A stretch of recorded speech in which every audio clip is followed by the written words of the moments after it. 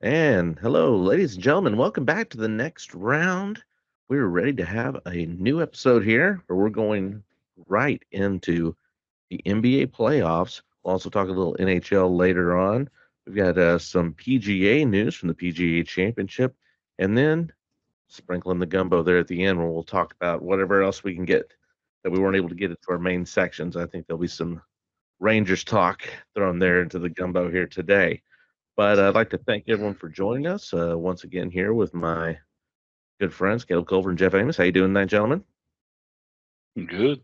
Could not be any better right now. Oh, you shut up, you fake fan. Anyways, we'll go into with all of that because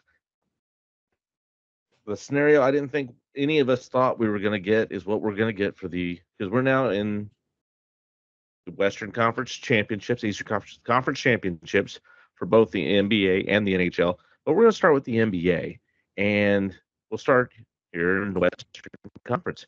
And in the Western Conference, we get the matchup. As I said, I don't think any of us thought we would get, but we're getting it anyway. Dallas, Minnesota. And I, for one, am very excited about this matchup, mainly because of the trash talking that we get to have here on this podcast and in our group chat. So I'm really, really looking forward to this. However, I'm going to call you out, you fake Timberwolf fan, because you have been bad. You've been Called every him single dead in time the water. losing Many faith. times. No, Listen, it's you are real.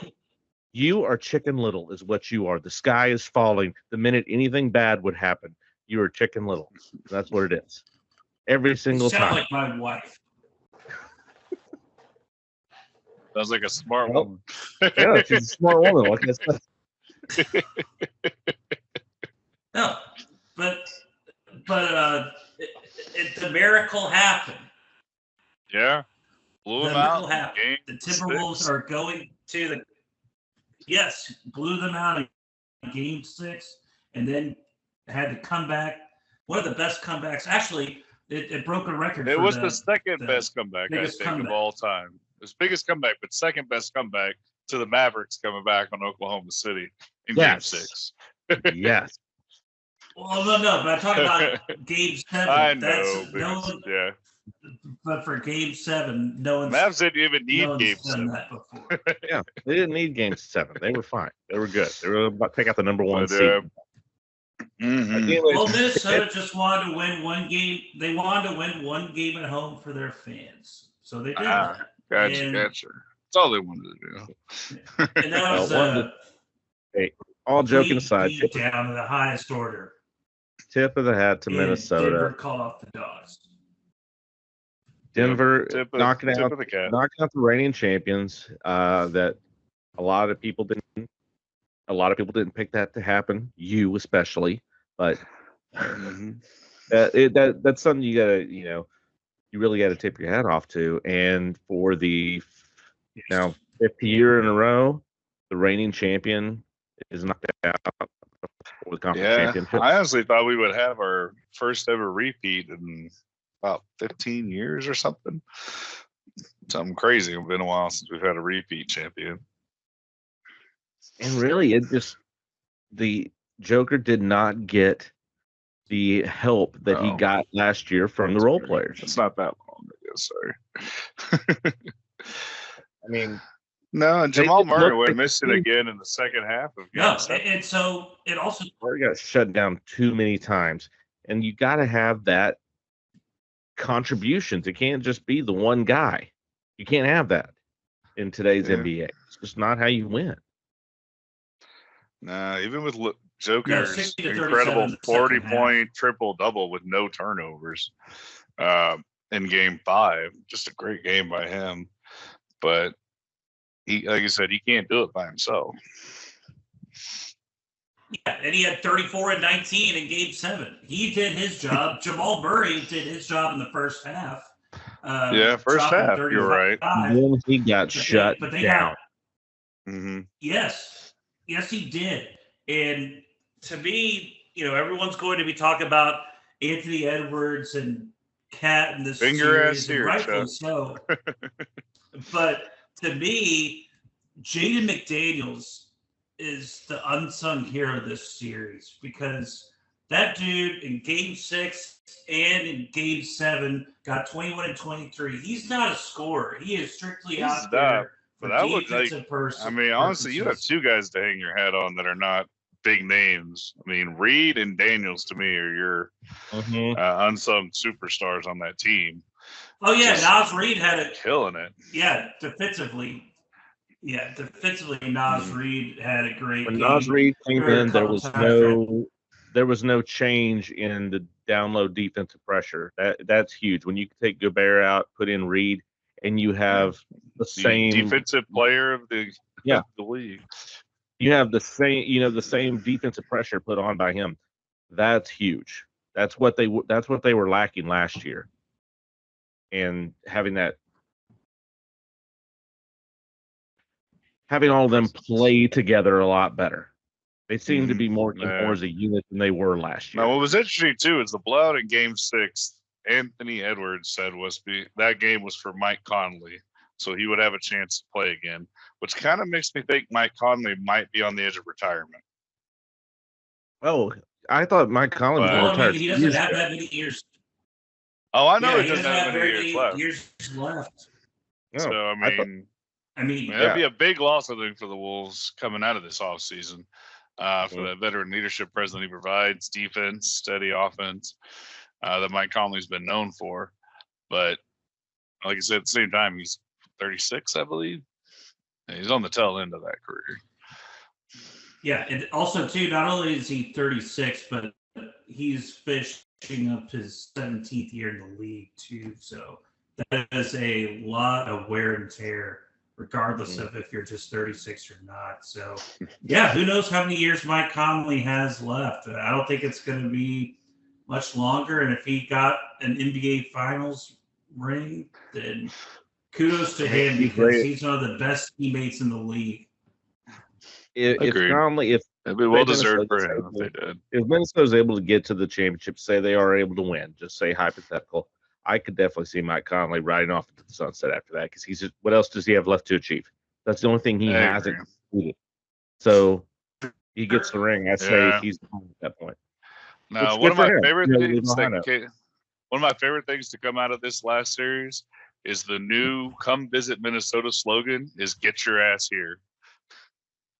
Apparently, if you type that in, it takes you to Minnesota Travel Department or the Minnesota Tourist Bureau in the browsers now. So that was awesome. But I do have a question for you, Jeff. You might know a little bit about this as a supposed Timberwolf fan, at least. Your coach, Finch. Yeah. Do we know if he's going to be sitting on the main lineup, or are we still going to have option B, the assistant coach, running games mainly?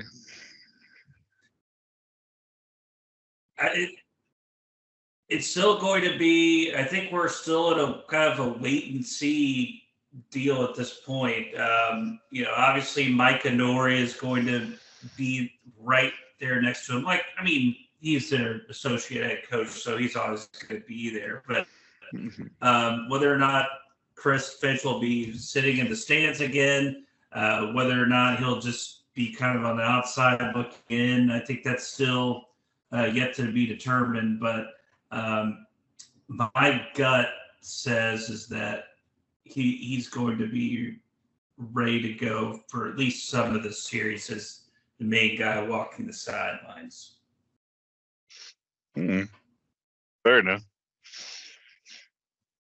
Well, I do have to say this last summer, having a trip up to Minnesota, just about an hour and a half, 2 hours northwest Purified in the waters of Lake Minnetonka. Yeah, it was more Gull Lake is what it was called where we were at. But take your pick. You throw Rocky Hill Lake there in Minnesota. That's what it is. But great area. Loved it up there. Absolutely did. It was gorgeous. I would definitely go to Minnesota up again. But just because of that doesn't mean they get a pass. I'm going against the Dallas Mavericks. Yeah, that was a epic comeback in Game 6. Best comeback of all time. Not the biggest point total, but the best. In the way they were able to come back in Game 6 at home Yeah, you're against down Oklahoma 12 City. points, I think, in the fourth quarter at one point. Mhm. Down 17 or 20. I can't remember right now. Sorry. Overall, just a great comeback. Started by defense, I believe, with Derek Lively coming in there, getting some rebounds finally, because Thunder had a rebound edge on us for a while, and that was just not going to get it done. But I think once we Yeah, that finally was- got control of the boards, I think that was huge and a big reason this game turned around. And how big Lively's played this all throughout the playoffs this entire year. Yeah, and don't as give a him his props. rookie- He's second all rookie team too. He made this year.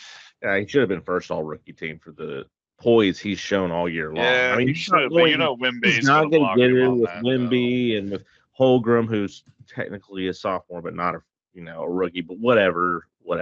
I understand the reason why. Yeah, sent and his not ass to home. mention It's better. doing all this with his mother passing away too. I mean, that's Mhm. just unbelievable. And to me, It he is. was the reason why they won this series, because Derek Lively teabagged Chet Holmgren in Game 6, at least on the boards Yes, he anyway. did. Because Yes, he Yeah. did. Lively, I mean, yeah, maybe Chet. I think he scored more than Lively did. I think Chet may have scored 20, but Chet didn't even get like 5 boards. But Lively got like 15. He did. He did. He had 15. Yeah. Finished off with that. And Chet, he's the best rebounder on Oklahoma City. And that was the thing that really hurt them at the trade deadlines. They went and got Gordon Hayward. They didn't get anyone to help them rebound. And I heard this point brought up earlier today that, Chet Holmgren is going to be a good rebound later. I think after he eats about 15 more sandwiches and, builds up some bulk. But I mean, Yeah. and he's going to learn I mean, things. he's already as- got the blocking, some of that footwork Yeah. down. And he can also push little guys down on the floor and not get called for it because Robertson is calling the fouls for the games. Mhm. But he's but going to that's learn neither different here nor things he there. can use. He's going to learn. I mean, you assume he would. Yeah, if he doesn't, then that's all Right. on him. But normally, as players Right. progress, Like, this they is his learn first different tricks, they full learn year, different pretty ways. much, like you said. Yeah. Yeah. So I mean, So he's going to learn think- about that.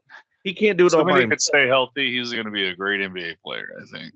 And the thing was, they drafted Derek Lively and traded him to the Mavericks. This is true back then. And what they could have had if they would have had Derek Lively to come in for Chet Holmgren as that other offensive. No, that's all hypothetical. Could Derek Lively still been the same Derek Lively that we saw there with the Mavericks? We don't know. Yeah, that- it depends on you'll his never decisions and stuff. But I yeah, mean, it's what could happen with it. Well, yeah. never gonna know. We're never gonna find out. But still, Yeah. And again, a lot of similar teams to don't run a Jaden Twin Mc- Towers types of lineups anymore either.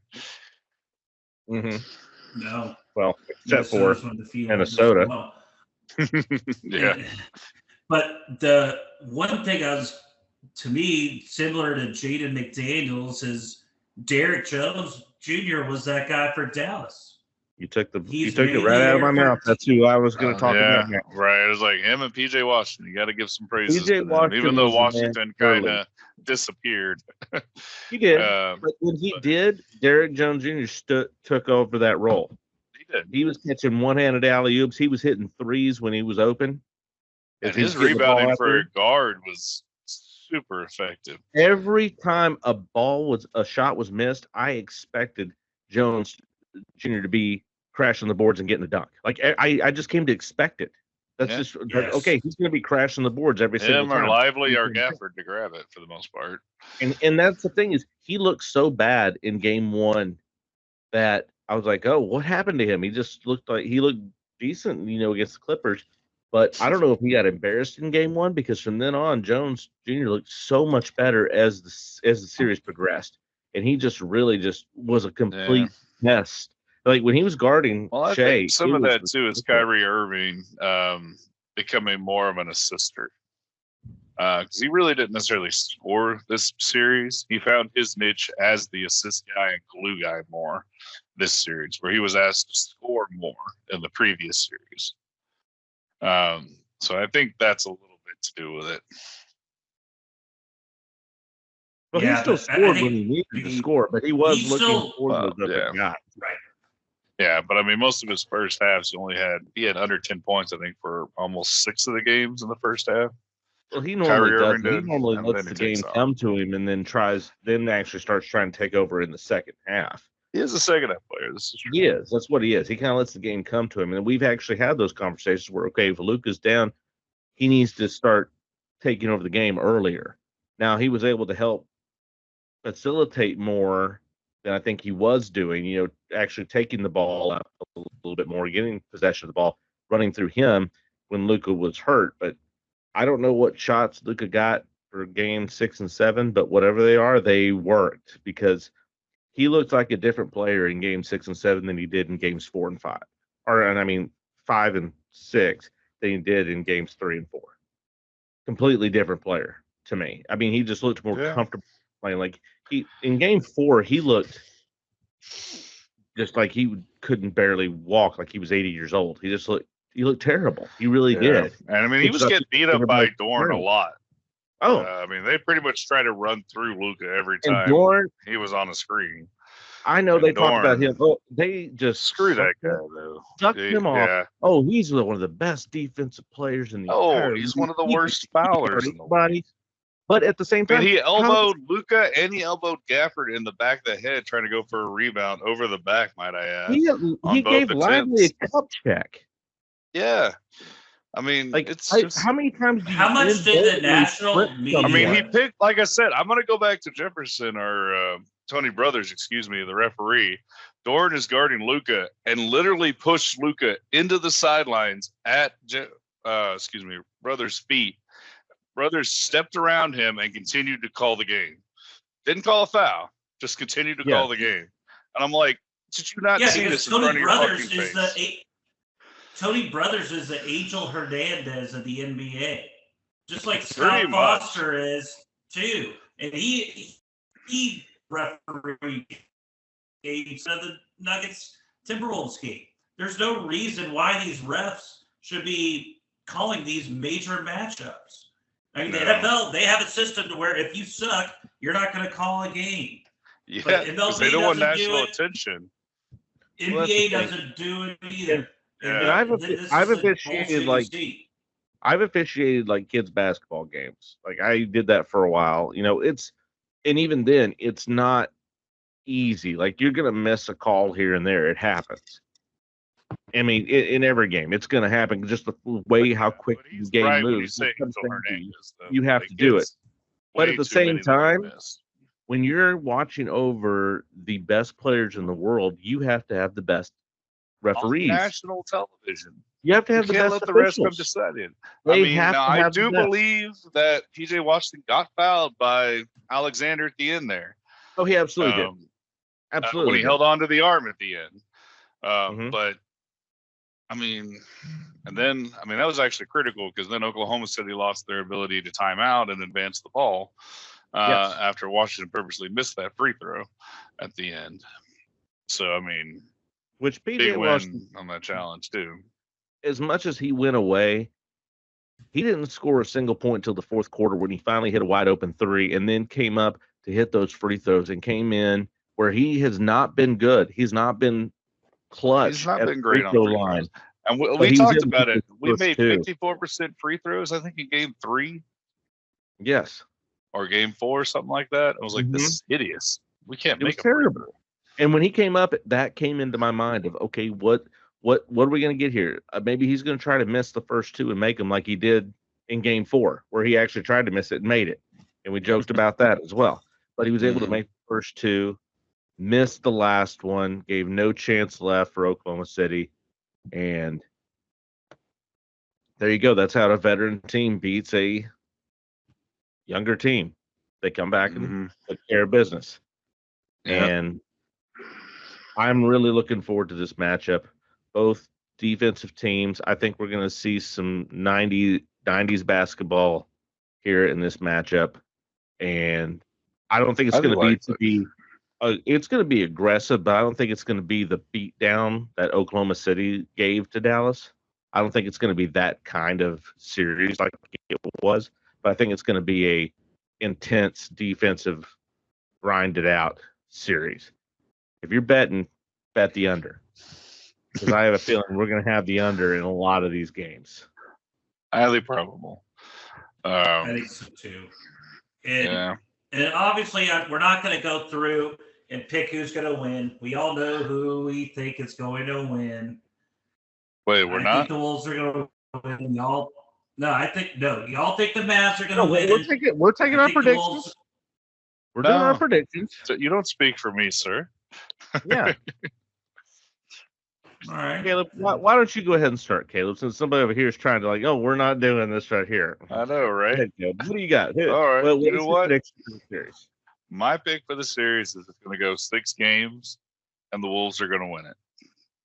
As much as my heart says Mavs, the defense and the height advantage that Minnesota has. I mean, we have nobody that's even 7 foot. Gafford is 6'10", and Derek Lively is 6'11", I believe.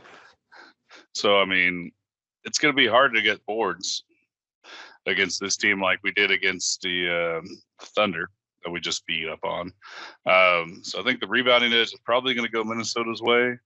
And you put Ant probably on Kyrie Irving, leaving Daniels most likely, as we talked about, on Luka. If Luka was 100%, this might go the other way. But with Luka being injured as well, I got to give the Wolves, and I don't trust Kidd as a coach. So I think he could easily be out-coached as well. All right, Jeff, go ahead. Really very similar. I think this is going to go 7 games, and I like the Wolves in this because I don't think I think the Mavericks so far have been able to take advantage of the lack of size that the Clippers didn't present to them, nor the Thunder did. Finally, they meet their match in Minnesota with Cat and Gobert. Also, too, as Caleb alluded to, Luka's health is a big issue, and I think the Wolves win a super close game in 7. Or series in 7, excuse me. All right. Well, I'm picking Dallas in 7 because I support my team no matter what. And I just supported my team. And that's fine. That's fine. And I can see Caleb. Caleb, I can see what you're saying, but I do remember that the best rebounder of all time, Mr. Dennis Rodman, was 6'7". You got a point. So a couple of inches to me, I'm not worried about. Yes, Rudy Gobert's a good rebounder. Cat's a great rebounder. They're both great rebounders. Don't get me wrong. But don't forget Reed, as we talked about, coming off that bench. He is. McDaniels is there. Jones Jr. They are. But I'm not doubting the dog in the Mavericks team. Gafford, Lively, Jones Jr. Washington. Josh Green has been playing out of his mind. Has he been scoring? No. But defensively and on the rebounds, he's been tenacious. Been solid. Mm-hmm. He truly, truly has. And is everybody forgetting about Hardy? Hardy came in there at Game 6 and was playing lights out. We're talking Hardaway. He came out of nowhere. Hardy. No, James. Okay, I was like, Hardy. No, not Hardaway. Hardaway sits on the bench. He came out of the top. Like you should. He gets water for everybody else. That's what he needs to do. Hardy. Jaden Hardy, who's been needing to get the time that Hardaway was getting. And Hardy, to me, is every time he's come in the game, even when it's been punch out time, he's going to score. He's going to prove himself. And when he came in and played some quality minutes in Game 6, what did he do? He came in and scored. He came in and facilitated. He came in and hustled. To me, when you get to that second, third lineup coming through, those are guys that you're really going to need to help step up some more. And he's a guy I think that is very underrated. That can really people don't have a lot of tape on him that he could help. I'm not saying he's going to help you win the series by all means. He's not, but he can give you some quality minutes and keep you into a game, or even help give you a quick spark to help you bring you back into it that you need. Yeah. Now the good thing that the Mavs don't need is the Wolves, with all their bluster, they're not necessarily aggressive.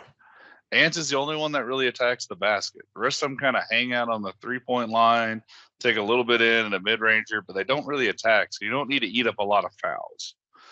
And if you can get Cat in foul trouble, I think you have a good chance of turning this definitely in the Mavs' favor. But like I said, I think the rebounding edge is going to be Wolves, and that's what's going to be killer in this game or this series. I don't if the rebound edge goes to the Wolves, I don't think it's going to be like by 12, 10 by double digits. I think it's going to be like just like 2 or 3. Yeah. Right. Yeah. If it's 2 or 3, then yeah. I feel like it's going to be very close on either side. In that, just because, and I wouldn't have said that if I wouldn't have seen the way Jones Jr. and Green, the way they played in this last series, where they needed to step up and prove something. Then I would agree with you at that point. But I think we're going to get better rebounding from your guards as well as what Gafford and Lively are doing. And I'll take those guys, with that extra dog over a couple edges any day. Man, I hope you're right. Don't get me wrong. I hope you are righter than rain. Well, we shall see, because this series gets started tomorrow night. And actually starting tomorrow night, which I'm teasing the next segment here, the next round, is that starting tomorrow night for right around probably the next 2 weeks, you're going to have a Dallas Western Conference game every single night. My wife is so upset right now. Oh, I know. I'm so glad they finally don't play on the same night. You can watch both games fully and enjoy them.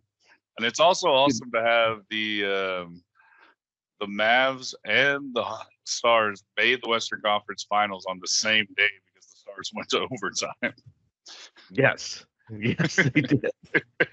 Well, to me, what's huge, and also too, just they're not playing at the same time, is that they start at 7:30 Central, 8:30 Eastern. Yes. Mm-hmm. I'm not about to say the same thing. We don't have these 9:30. Oh, like when the Stars won, I went to bed. I went to bed at the end of regulation because it was midnight.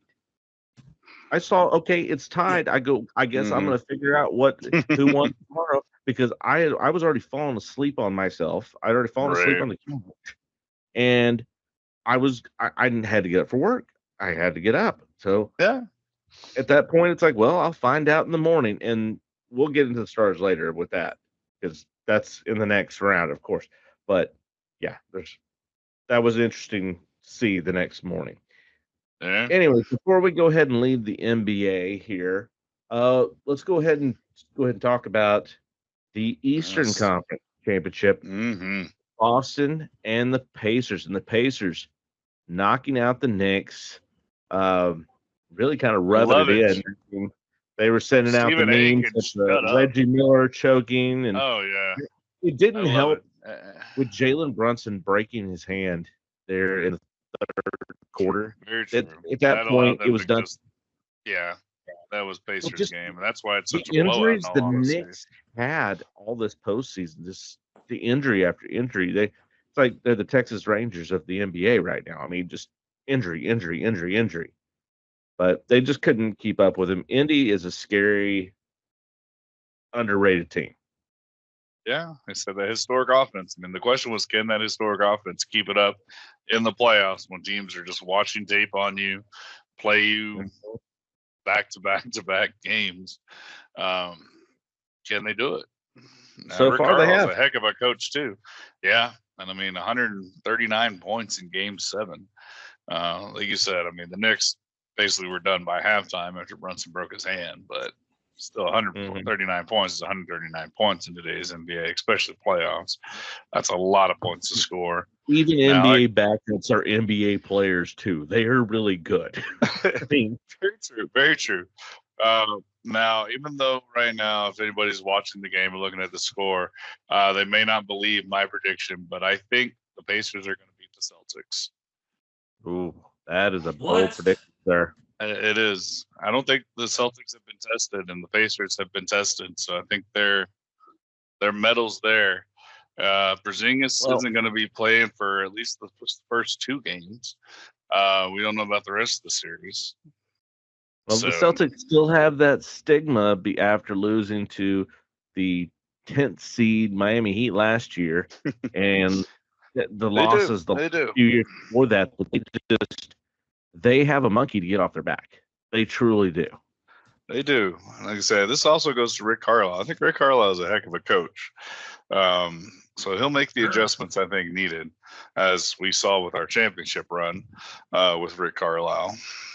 Well, I mean, as well as Boston has been shown during this playoffs to give up a game, take a game off.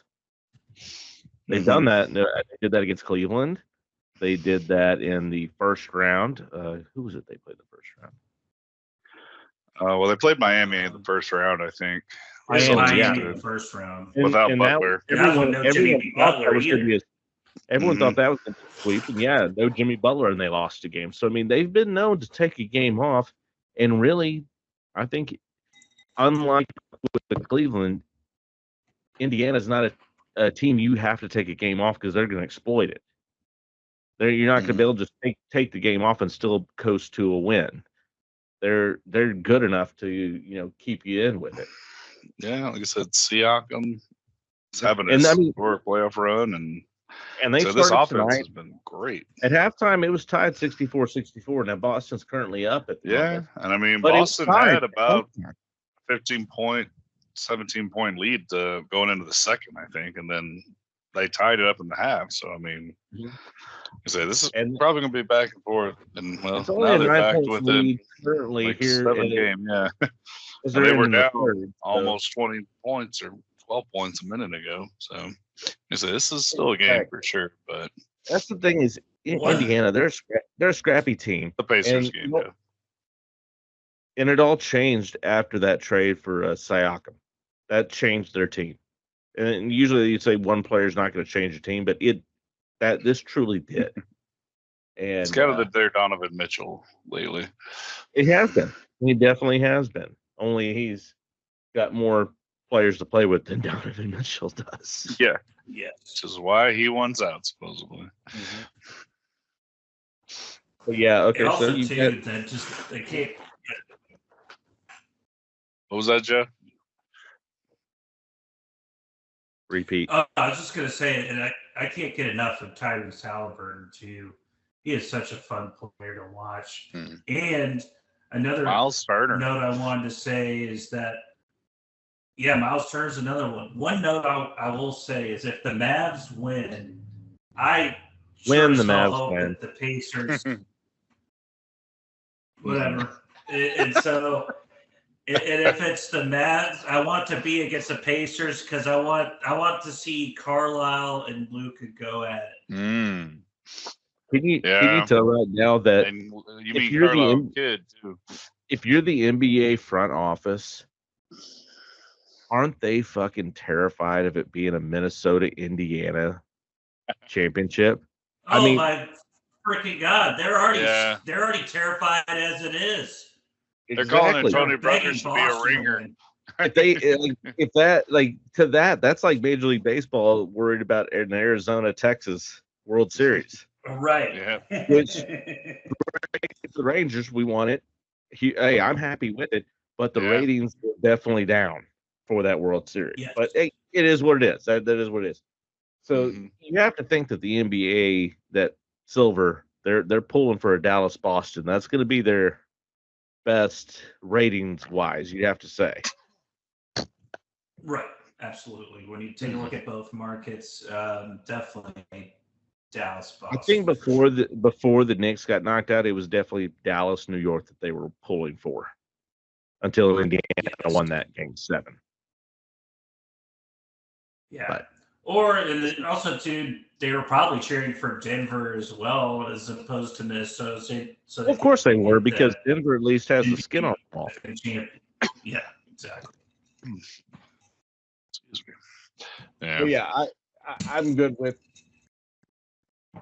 I'm intrigued to see what's going on with this Eastern Conference. I think it's going to be a good series as well. And Caleb, you've picked Indiana, so Mhm. what do you think? How many games do you think it's going to go? I'll give it another 6. Just so to keep 7. it even. That's Indiana in 6. Yeah, I'll say 6. So it'll probably be like Yeah. 7. So I'm Yeah, just 6 keeping or it even. 7. I really Which don't one? know. How it's gonna... All right, let's see.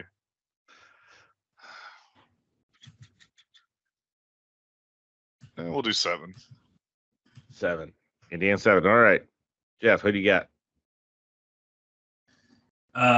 Boston 5. Look, Totally Indiana's sweet. a fun. It's such a fun team to watch. Again, the addition of Siakam has been huge. They got Halliburton, but this team can't play any defense. I don't care if Porzingis doesn't show up until Game 4. Again, I don't think Boston can fall asleep like they did against Cleveland and Miami and get it done. But I think if Boston shows any kind of a pulse, they're going to have no issue with Indiana whatsoever. So Boston 5. I'm also going to pick Boston, but I'm going to call Boston in 6. That's where I think they'll finally. I think they're going to fall asleep 2 games, and they're going to get. Indiana's going to take advantage of that. I think it's going to be a close game 6, possibly like with the Mavericks, Oklahoma City. When it's going to be a fight. It's not going to be easy by any means. I don't think Indiana's going to. I mean, even here now, with the end of the third, Indiana's only down 4. I think it's going to be a dogfight the entire time. Now, I will admit this. I think Caleb will be right. If Jason Tatum gets hurt and is out for the series, then yes, I think Indiana will then So win they the lose their series. best player. Yes. So, if Thank you Jason for that Tatum vote of gets hurt, confidence. yes, then there you We'll go. get the Buju going. I'm gonna get that Buju going. But as long as Jason Tatum's there, is healthy and able to play, I don't see Boston losing this series. Like I said, I think they can fall asleep 2 games, and Indiana can take advantage of that, possibly both in Indiana, those first 2 games in Indiana. But I think that they'll, especially if it goes back to Indiana. Don't count out my Joe Boo Voodoo. Sure, I'm not. But if it's going back to Indiana for Game 6 and Boston's up 3-2, Boston will finish them off. They're not going to play around. They're going to end it and be done with it. Especially if it looks like Dallas and Minnesota's going to Game 7, they're going to want to end it to go ahead and have a little bit of rest right before they have to get into the next series. So, yeah, I'm going to say Boston in 6. I have to let Boston Kurt know about that. And at the end of the third, Indiana's only down 1, 94-93 to Boston. Yep. So, Jeez. yep. Maybe they could steal Game 1. Hey, even with this, if they could still Game 1, that would be amazing. But yeah, good series between these last 4 teams here in the NBA. But we'll go ahead and take a quick break, and we will be back here in just a few moments as we will get into the Stanley Cup playoffs.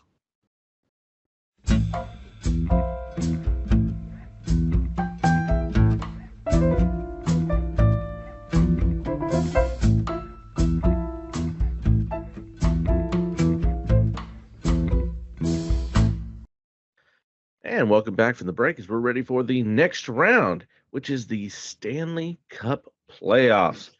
And we're going to go ahead and stick with the NBA in the Western Conference with the Dallas Stars, who were able to get they got almost a full week break. Yes. Beating Double Colorado. overtime win, though, in Game 6 against Colorado.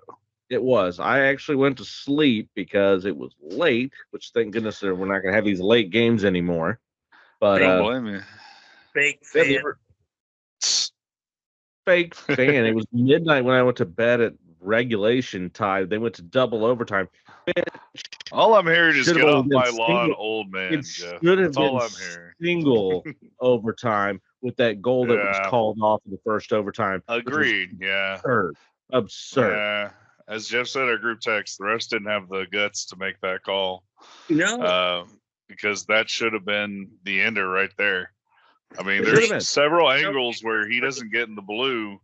And He's outside technically that blue circle. he's outside the blue. He gets bumped by one of Colorado's players, which makes it to where the goalie's stick gets stuck in between his the Stars player's legs and doesn't get back over. NHL fans who didn't even have a dog in this fight, who weren't a fan of either one, were going, no, this has never been called. This has never been called in this situation. Like, to me, it was them trying to keep Colorado alive another game, or Maybe. I mean, brothers did his best to send the Mavs to a game 7. So yes, to me, it was keeping the series going a little bit longer.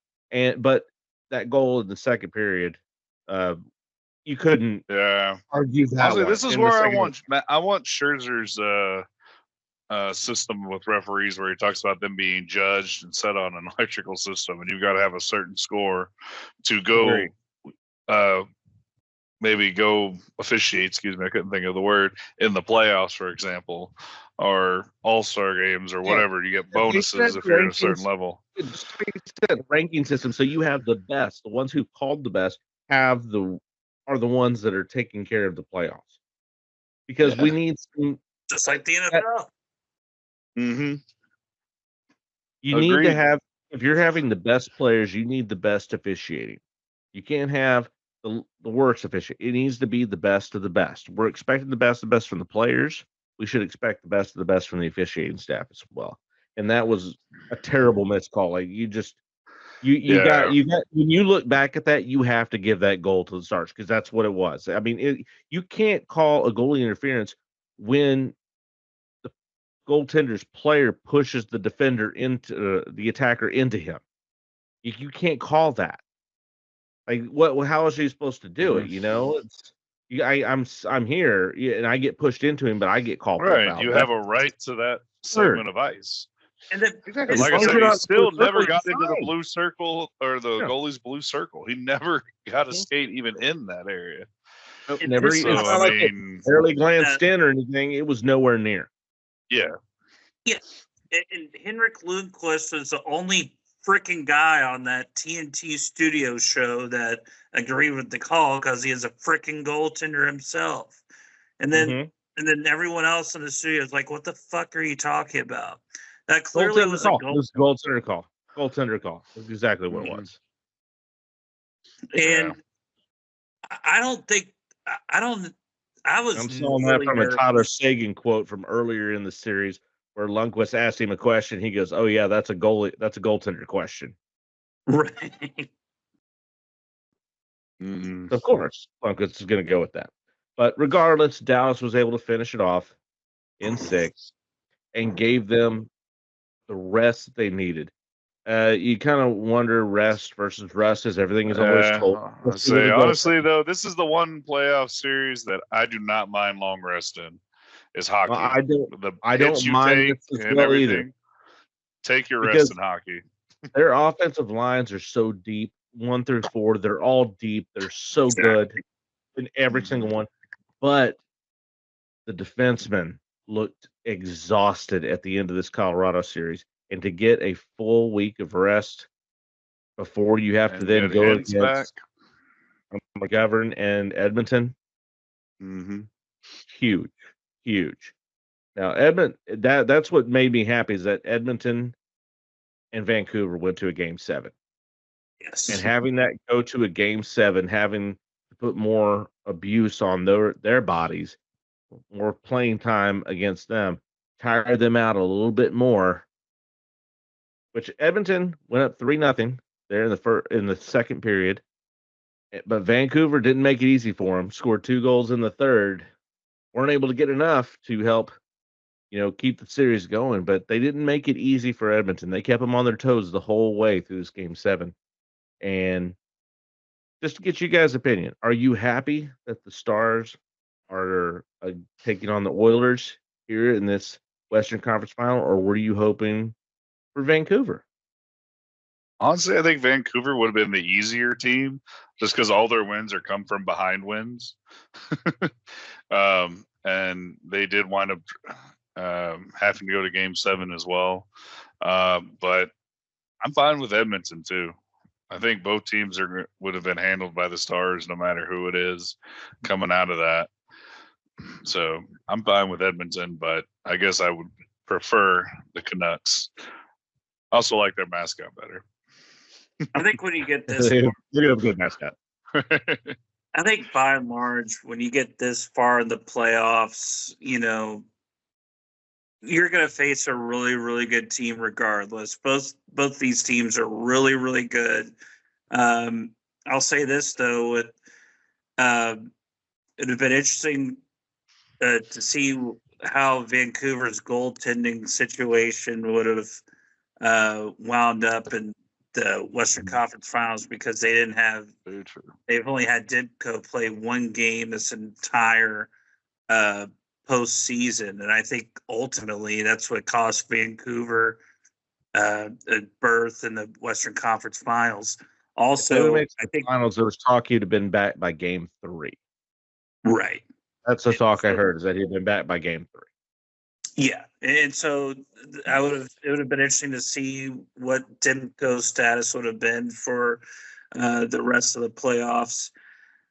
It sucks going against the best player in hockey, arguably against with Connor McDavid, but then you just finish going up against one of the best players in hockey in McKinnon. So yeah, but I mean, also you got to think they've held him to, I think, 1 goal in the 3 games the Stars have played against Edmonton, and the Stars are 1-2 against them. 2-0-1 against them. Yep. Mm-hmm. Season and don't forget, the Stars are the first team in NHL history, playoff history, to beat the last 2 champions in the playoffs back to back. So it's an interesting stat too. So I mean, Stars have gone up against tough competition, and with their depth, I just don't see how Edmonton wins this series. Vegas odds. Porter led on it. Vegas odds have the Stars as the favorite to win. Now, Very close true. behind them, they have the Florida Panthers. So, which we'll get into that series here right after this. But to me, I'm happy having the Oilers. Vancouver, I believe, has better goaltender, of course. Yeah, as you said, as we talked about earlier, he wouldn't be back till possibly game 3. But I'm of the viewing of, if you have a hot goaltender, you can ride that all the way to the Stanley Cup.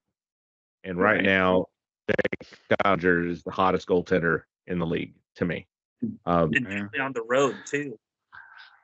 With Edmonton goaltender, yes, Now, you have Connor McDavid. You have him, and the Rangers and the Panthers goalies all have 8 playoff wins. They do. So, but I'm also riding that and our top 4 lines. Edmonton, to me, it's Colorado. They're the same team. Yes, you can say Connor McDavid's the best player, but yeah, Jared McKinnon is probably the second best player in the league. Not many people would argue that. You could switch them if you want. You could flip them if you wanted to. They're both great. But other than that, the rest of the team is Colorado. That's the exact same team to me. When you look at Edmonton and you look at Colorado, they're basically the same. So you play them the same. It's not like you're playing Vegas. Like they're a speed team. Edmonton's a speed team. So you're going to play Edmonton, like I said, too, doesn't have necessarily a heavy advantage at home ice. No, like Colorado had this year. No, they don't. Colorado was the best team at home the entire of all the playoff teams. They were the best home team. Edmonton is not. You've beat them at home. You've lost them at home too, but you've beat them. Yeah, but like you said, that was an overtime game. It was. It got to overtime. They were able to win it in overtime. When it gets to overtime, anybody really has a chance at that point. Dallas is the best team in this series. Do we have the best player? No, but we have the best team. Because yes, Connor McDavid is the best player in hockey. I won't argue that. The emergence of Wyatt Johnson too, and Jason Robertson. Wyatt Johnson is putting his stamp on this playoffs, and with Rope Hintz being healthy, getting back, having him back in a speed matchup, which is where you need him. He's your fastest guy on the ice, hands down, still is. Going down to even your 4th line, Dallas is deeper. They're going to attack Edmonton's goaltender. I don't know his name. I'll be completely honest. I don't. He's a good goaltender. Skinner. He's good, but he's not as good as Oettinger. He's not as good as Vancouver. they're No, going he's to. not. I mean, his save they're going percentage is to the be- exact same as Ottinger, but he's not as good as Ottinger. No. That's just the playoff not. save percentages right now. They're going to be hammering him the whole game, and it's going to get. They've been able to find different ways to score through against Vegas, against Colorado. They've been able to find ways that we've even talked on here, like how did that go into the net? How? There's no way to explain the angle of that shot and how it went in. Multiple times we've talked about that. So Dallas maybe have a little of the hockey gods on their side. I don't know, but regardless of that, they are the number one seed in the West for a reason. They are good. They are very good, and they're actually getting national recognition and Vegas recognition as being the best team so far in hockey and what they've done. As you said, Caleb, Which is beating the rare last for a two- Dallas franchise team. But Yes. yeah. but beating the last two Stanley Cup winners in 2 consecutive series. I mean, so Mhm. let's go ahead now and pick your picks. Dallas and Edmonton. What Since is I've already said mine, I'll start off with mine. The Stars are going to beat them. I could see this easily being 5 games. With the Stars, I'm going to have to give Edmonton 6 because they just seem to kind of drop a game for one Mhm. reason or another. So I'll go with Stars and 6. I'll go with the Stars and 7. I think that this is going to be just an incredibly close series, but like you said, Chris, the depth that the Stars have, they're the most complete team, and I think their goaltending is better.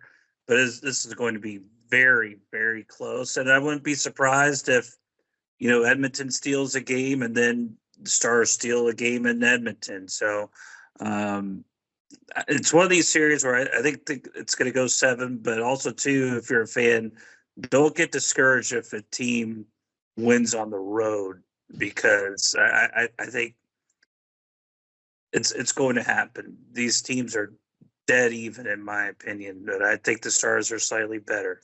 So Stars and 7. Fair enough. I'm going to go Stars in 6, and I'm going to call that Edmonton's going to win game 1 in Dallas. But the Stars will win in 6. Because Dallas will steal a game. They'll still 1, if not 2, in Edmonton. But I Yeah. think it's going to come down to a game 6. Dallas, just the rust, Ottinger, having that week long, I think it's going to throw him off a little bit. Just for a game. Get him a game. And Mhm. if you look back at the past 2 series, the Stars just have not looked sharp in their game 1, but they figure it out and they make the adjustments and they end up taking over after that. They kind of give up game 1 to kind of basically see, okay, we'll sacrifice game 1 to kind of find out how you're going to skate, how are you going to play, and then kind of make their adjustments from there. So I think Fair that enough. Like I was joking that- with Porter. I said I'm with you. I mean, like honestly, if if Edmonton wins game 1 against the Stars, that's when I'm running to go bet on the Stars to win the series. it's the way it's been. They've kind of let game 1 go, and like they could have won it, especially against Colorado where they were up 3-0 and then gave up 4 goals. I mean, and I just see that trend happening again, especially because of the rest. Now they needed the rest, and I think that's going to prove dividends later on when your defensemen are not, when Haskinen's not as tired, Lindell, they're not as tired as they seem to be at the end of the Colorado series. So I think it's good to have it on there, but I think it's going to take a game of getting Ottinger back into the motions of it. But they've already shown they can lose game 1 at home. They did it 2 series in a row and were able to pull out the win. So that's why I think it's going to end up being Stars in 6. So then we go over to the Eastern Conference, where you have the New York Rangers and the Florida Panthers. And this matchup, if you haven't been watching any Eastern Conference, because I mean, over where I'm at in the Eastern, over here on the Eastern time zone, they don't acknowledge the Western Conference. I mean, we know that because they played every Stars game at 10 o'clock at night here, because apparently in hockey, anything west of the Mississippi River is in the Pacific time zone. So Yes. Mm-hmm. this, I think, is going to be a very intriguing series to me, because you did get the top two teams in the East. These are the two best teams in the East. That's very true. You could argue maybe Carolina could have been in one of the top two, but the Rangers did beat them in the previous series, and they beat them pretty good. Exactly. They took care of them. So you're really looking at you really truly got the best two teams in the Eastern Conference here. And I think this is going to be a slug out series between these two teams. I mean, I thought that also, but I also thought that against Carolina and the Rangers, and I was wrong there. So, I mean, the Rangers could be just a team of destiny, and just we're all over them, as it is, being the President's Cup champions. But if any, Florida, I think, has a great chance. They've been playing so well. The way they handled Boston, even with the losses, the way that they handled them, they look really, really good. And even though if they make it all the way to the Stanley Cup, I still think Dallas is going to win it, because I am a homer when it comes down to it. But I do think Dallas is the best team right now in the playoffs. I really, honestly do. From top to bottom, they're the best team. Mm-hmm. Florida, I think, is playing for something from last year. Like, I feel like after last year, even though they came in as the 8th seed and made it all the way to the Stanley Cup, shot. I feel like they are playing with that chip on their shoulder, what they need to. And I think that chip is going to help get them over the Rangers, because I felt like the Rangers they were a fraudulent President's Cup champion. I thought that they, played against weaker opponents than what the Stars had to. And that's what caused, them to get that, because it was only within like a game at the end. But I think Florida's going to end up taking this series. I mean, you've got Sam Reinhart for sure leading that offense, and the goal play to me is great for Florida. It's good for the Rangers, but it's great for Florida. So I mean, it's going to be. I think it's going to be a tight match. And honestly, this could easily go 7 games. But like you said, I mean, Rangers might be the team of destiny. They've been so far. When they took out Carolina, and at the beginning of the playoffs, Carolina had the best odds to win the Stanley Cup. And they handled Carolina easily. Very true. I like Florida in this series as well. But once again, just very similar to the Stars-Oilers series. I think this is going to be just incredibly close. I think the goaltending is just about dead even between Bobrovsky and Shesterkin. And I'm going to go with Florida. I think they have something to prove after last season. And a lot of those games against Carolina, now granted, I know they won in 6 games, as did the Panthers against Boston, but I feel that in some of those games against Carolina, the New York Rangers were just on the right side of a coin toss. Those games were dead even, and the Rangers won both of those games. And I don't think that can necessarily be the same, but when you go against a team like Florida. So I'm going to go with Florida, and I think this will also – I'll say Florida in 6 games. I agree with you. Florida seemed more dominant over Boston. Even when Boston won, it seemed like Florida had control of the game and just kind of let it go away. Where when with the Rangers, it seemed like, okay, Carolina's has been winning this entire game, and the Rangers have been able to get a few in to keep it close, and then we're able to sneak it out at the end. So yeah, I'm gonna agree with you. I'm going to go Florida in 7. I'm gonna disagree with you in that. I'm going Florida in 7. But both these series are going to be fantastic. Oh, that Just And like I'll the say NBA this- series, these NHL series are going to be phenomenal to watch. If you haven't watched an NHL game before, watch these series. They're going to be great. Either one you go with, you're going to see Are you some not entertained?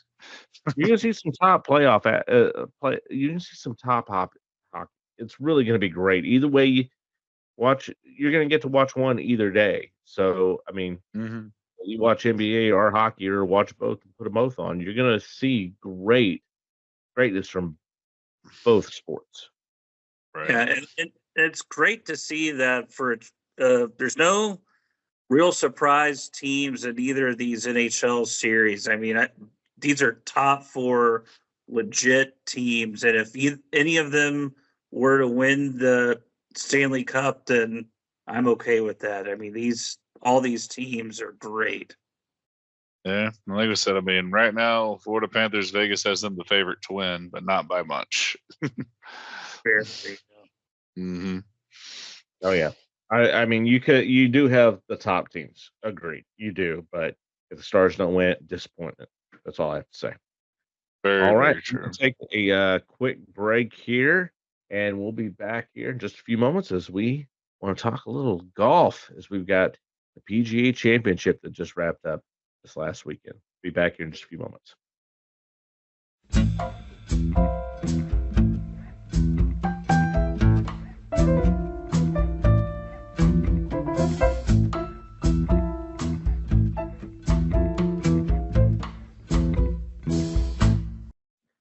And welcome back from the break.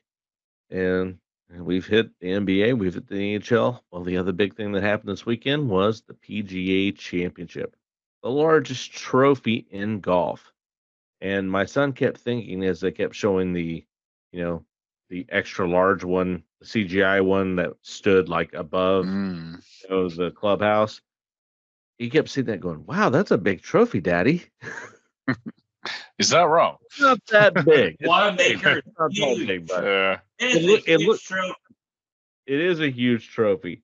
And Xander Schauffele able to get his first major win and able to hoist it up. And that's when I was like, yeah, it kind of looks like as big as you thought it did before, Wyatt. But good for Xander Schauffele. He's been so close. Got the monkey off his back.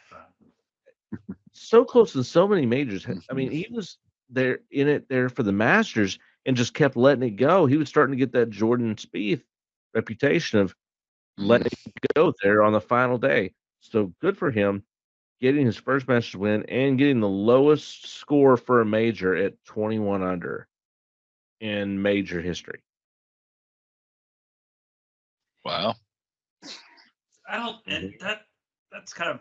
I thought the course now players sort of helped out by soft conditions in the rain, but 21 Doesn't under matter. par, He winning got a the major. lowest score. He got the low. It doesn't matter what the conditions. You play the game the way that it is when you're there. Mhm. You can help the Yep. conditions. You I'm can't not help taking any, how they're I'm doing not that. taking anything No, away you're from trying. Xander. You I'm were not trying to taking take anything. something away from him. No, I'm not taking away anything from him. What You I'm were saying trying to is find a that reason. we shouldn't have majors that are this easy to go under par. You can't I mean, help it's what the ridiculous. regular. You Guys that can't are help like what's double going digit on. under It's par, Valhalla. You can't help like- that. Barely getting a top 25 finish. You can't help the way that By the the way, it's gonna be the that last everything's time we playing talk that about day Holly. because of the temperature and everything that's going. You can't help with the rain delays and everything else that happened with that. That's just the way that it went. And he Mhm. did the best that's ever been done. And yet people are still kind of like, okay, good job. No one seems excited about this. No one seems excited about it. I'm excited for Xander.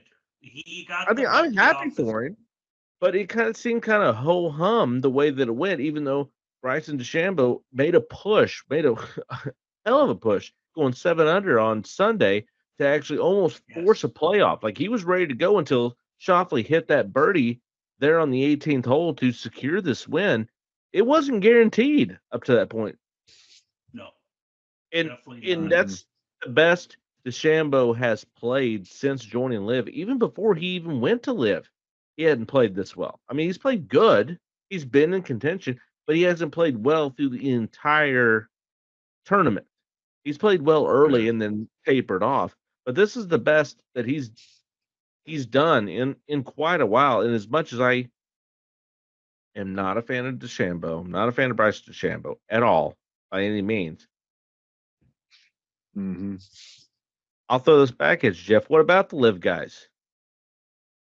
When they're making Yeah, this what push, about- when you've got a guy yeah, what making a about the push rest of going LIV 7 guys? under on the 4th day, which they can only play 3 days. That's all they can do. They can only play 3 days. That's all they can do.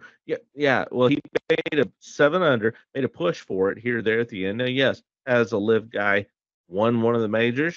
Well, I mean, Brooks, he did. Brooks did. Mm-hmm.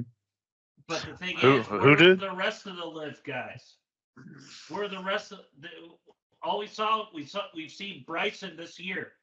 Yeah, but what about only the one what that's about the other show up PGA at guys both who also majors. finished below them? Their PGA guys finishing bad too as well. So I mean, it's what it is. It is what it is. It was said that they can't compete then in the PGA in these major tournaments. But even though I hate the guy, he competed, and he was Yeah. right there.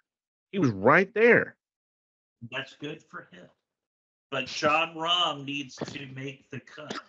Oh, I'm telling you right now, John Rahm, since he's joined over to live, has played like complete dog shit. Like He has. like he cashed in, and he's basically his game. He's like, fuck it, I got my Right. money. I don't give a damn. I don't give a damn. And And Hell, that's you what can he finish. realized. You can finish 68 in the tournament and still make a heck I of a lot don't of money. blame him. I don't blame the guy. Like I don't And blame then anyone. Who sponsor went, money, jeez. I don't blame anyone who went to live and got the money. I don't blame them because I'm always get the money. I'm that with the free agents of any sport. Get your money, get paid because you're not doing this for your entire life. You're only doing it for a small portion of your life. Make as much money as you can when you're doing it, because what are you doing afterwards? If you're not going to do anything else, make as much money as you can. Then you don't have to do anything else afterwards. But I'm all for it. If you can make as much money as you can, you're getting off. I suck at mean, golf, some but you know what? tournaments- If I got offered $400 million to go golf with Liv, I'm taking it in a heartbeat. Of course, but the thing is, you can't. But still, they don't play competitive golf over there. So what happens is that once you play a competitive tournament, they don't show Well, up. what do you mean competitive? They have some of the biggest names in golf. No. Yes. Now, is there your more? name. Is there more quality? Yes, but they have bigger names over in Liv. They do. There's bigger names. No, but they don't Yes, have they do. bigger names. Yes, Oh my god. they do. Okay, yes, you have the number one golfer, Xander Besides Schauffele. Scotty, yeah. You have Scotty might Scheffler. be- I can name a bunch because I'm a golf fan. Colin Oh, I Morikawa, know. who also let it down because he was up there. I was really hoping Colin was actually going to show something and actually pull it out and maybe make a push to win this one. You still got Rory. Yeah, but what is okay? Rory can when is Victor he Hovland win a major? almost- Yes. almost Hey, won. Rory won the week before where he was able to finally pull one out there. Yeah, good for Rory. Where everyone else sucked at the end, and he was able to fucking pull it out. Yeah, there you go, Rory. Why don't you do something in a major? Yeah, no, he hasn't done anything in a major in over a decade. You know who Yeah. I'm really disappointed. Victor with? Hovland, I want Victor Hovland to do well. I'm a fan of his. I really want Hovland to do something, but he cannot get out of his own way. He can't. Not Will yet. Zalatoris can't stay healthy, and he's come back, and now he's using the giant putter, and he still can't do. He has not looked the same since he came back from his back injury, his back surgery. I mean, PGA has so many great young golfers, but they just cannot seem to get out of their own way. They just can't. You're looking for another big- one. The Gala, I Okay. love the Gala. I really want him to. He just like right now he's the next Xander Schauffele right now. Now that Xander's been able to finally get the monkey off his back and win a major. Mhm. The Gala is always there. He's always in the top. Right. He's doing what everybody thought Tony Finau was going to do. Exactly. Because Tony Finau now is lucky if he is sniffing the cup. I don't know what happened because he just fell off this past year. And Theegala has kind of taken that spot, and he's doing well. But these guys in the PGA, they do well for the first 2 rounds, but when it comes to round 3, maybe they'll make it to round 4. They just drop. They can't finish. It was really disappointing that Morikawa just did not play better on Sunday. That was shocking to me. He is better than that. Yes. He's had some big wins. What I'll say, is he though? And He's he hasn't had been two lately. majors. Well, yeah. What have you done for me lately, though? It's been a while. It's getting to that point where you're Jordan Spieth, which Jordan Spieth has become that epitome of failing on the 4th day, on Sunday. Yeah. Yes. And Spieth can't do it anymore, and he's lucky to make a cut now. And I love Jordan Spieth. I root for him every time, but I just know, oh, well, look, Jordan Spieth's in it, but it's Thursday. He'll be out by tomorrow. I know that now. I hate it, but it's like Ricky Fowler. Morikawa needs to win more tournaments. I mean, he has been in contention for multiple tournaments, and he keeps it's either Saturday or Sunday he fails. He's in it up till Saturday or Sunday, and then he wets the bed. That's what he does. And he should be better than that with the talent that he has. I mean, at least he's in it. Ricky Fowler's not doing anything. Ricky Fowler just shows up. Ever since he got married, he just shows up and cashes his check and goes on about it. Which is good for him, you know. He's still making money. As long as you make the cut, you're making money. So he's making money. Making more than we are. Well, yeah, I mean, Ricky Fowler's set now with all his prior endorsement deals. Exactly. Which who wore, as we do need to talk about Scotty. Who wore the orange better, Ricky Fowler or Scotty Scheffler? Oh, Scotty. So Scotty Scheffler. Well, everyone knows about it by now. Even if you're not a golf fan, you know what happened. You know what happened. One golfer in the world gets arrested, supposedly for not following police instructions and dragging an officer. He was arrested by Barney Fife. Yes. Apparently. I mean, that's almost as dumb as forgetting to read someone your Miranda rights when you don't turn on the body cam. Yeah. Body camera was not turned on, so everything's going to be dismissed as it was. He was still, and Scotty Scheffler has just added. I mean, now he gets to join John Daly, Tiger Woods, all these other guys that have have their mugshot. His mugshot's added in, and really the only thing that disappointed me is that on Friday because he got arrested that morning at 6:00 in the morning, was sent down to the precinct, processed, made bail, released, and still made his tee time.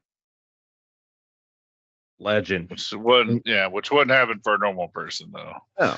But what it would have, I mean, as long as it's the crime, what he was charged for, as long as you were, processed right then, you could still get out at that point. It wasn't just him being a golfer that got him out, or being famous that got him out at that point. There are other places, I'm not saying that it's going to happen everywhere, but it's not just because he was famous that he got out because of that. But no, I mean, he paid his bill, like you said, and fine. But I mean, on a weekend to find judges and get everything processed and charged, that's pretty damn quick. Well, if it had been on a Saturday, that'd have been different. But it was a Friday, so courts are still, still going. True. That if it had been Saturday, then yes, I would be completely behind you on that. But being that it was Friday, you were able to get that there taken care of. The thing that disappointed me though is Friday he should have came out in the orange jumpsuit and played his round. It dominated. He should have done that would have been Saturday impressive. I mean, when you got a 66, goodness gracious. I mean, he did. Yeah. He came out and played angry. Now he messed it up on Saturday. where he double bogeyed. I watched the double bogey and I go, oh, not good, not good. But, Yeah, and I think that was a combination of, and probably just actually the arrest stuff sinking in, and also too, he didn't have his caddy Saturday either, which is a big factor. he didn't, because his caddy had gone back to see his daughter graduate, which came back on Sunday. But at the same time, hey, gotta let the guy go for that. I mean, you're not gonna say no. You cannot go watch your daughter graduate because you have to be here to help me win this tournament. Yeah, and Once in a that lifetime was event, you gotta How many miss. fans are you gonna make with that? I mean, come on. There's no going in, and that's a relationship that Scotty and Ted's got to establish. Is family comes first, regardless of Absolutely. situation. So, I mean, that happens. It's not like Scotty's hurting for money because he didn't win the PCA. Right. Like I said, you can But- finish 60th and still get $1 million If sometimes I'm these days. Scotty, though, I sue the shit out of the Louisville Police Department. Once all these charges are going to be dropped, Well, what do you plan to get out of the lawsuit? Like, he doesn't need the money.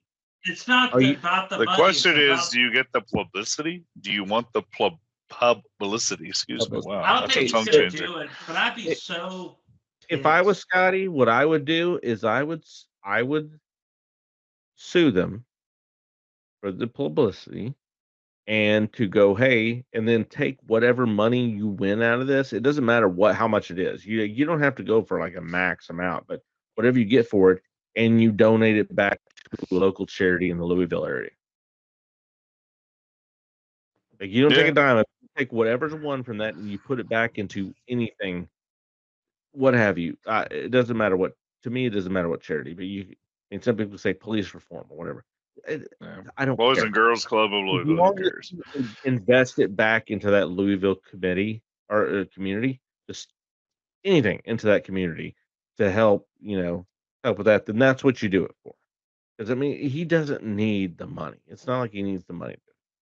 You had a cop that was Barney Fife, and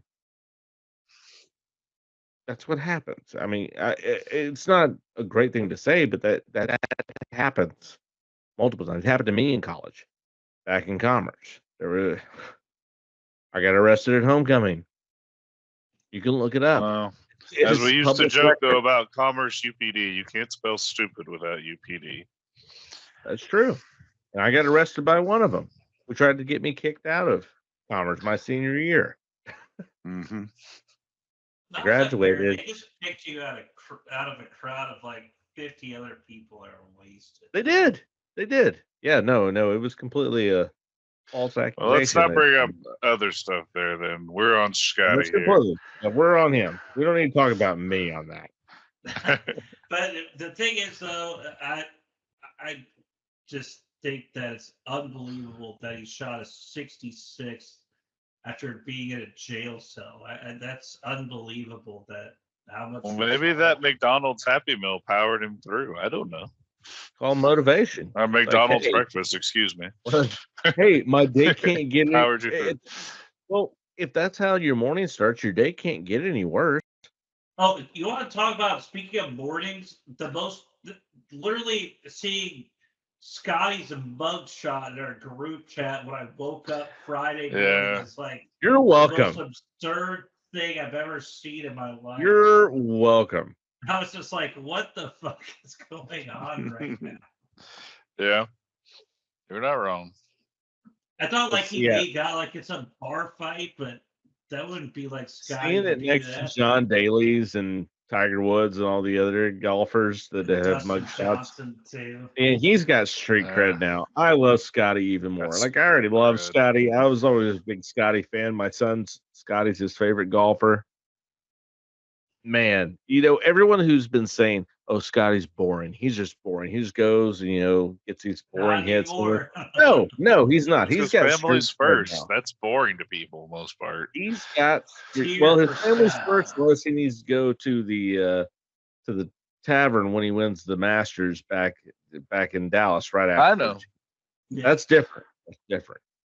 But and he'll Scotty's be got playing street it. cred. He's And got also, street cred too, now. He'll been be arrested. playing So that sounds true. at the Colonial in Fort Worth this weekend. Good. And he should have everybody there. Like they were chanting free Scotty. Yeah. Yeah. And he's there. They're chanting free Scotty. Yeah, no, he's got like he's the number one golfer in the world, and he's now got okay, he had to spend a couple hours in a jail cell, and that brought him so much publicity. It was worth it. Mm-hmm. It was worth it at the end. Okay, if he has to pay a fine, if he doesn't even have to really sue them. That's why I said, if you're going to sue him, donate every dime. You don't need the money, but two, what the publicity you got from it is worth everything. So donate, go ahead and sue him for the thing, and then donate all that money back into that community. And then you're a hero in the Louisville community. Mm-hmm. Yeah, donate some to the police department so they can help reteach their cops. Well, no matter what he does, if he sues them or not, he's going to have to just make sure he drives the speed limit in Louisville from now on. Because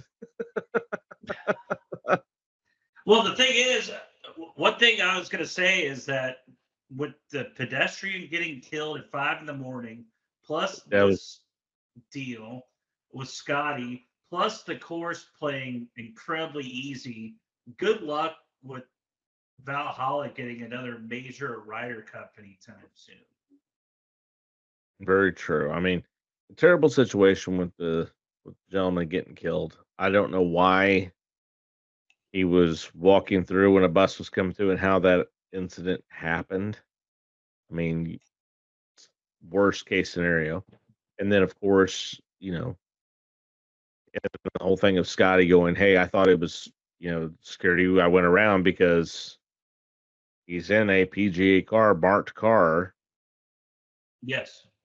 So why are you all over him about that? But I mean, a lot of different situations that could have dark and raining too, so no one really could see anything. And also too, it wasn't a fucking the guy that arrested him was not really in a cop uniform either. He was just like really wearing like a yellow reflective.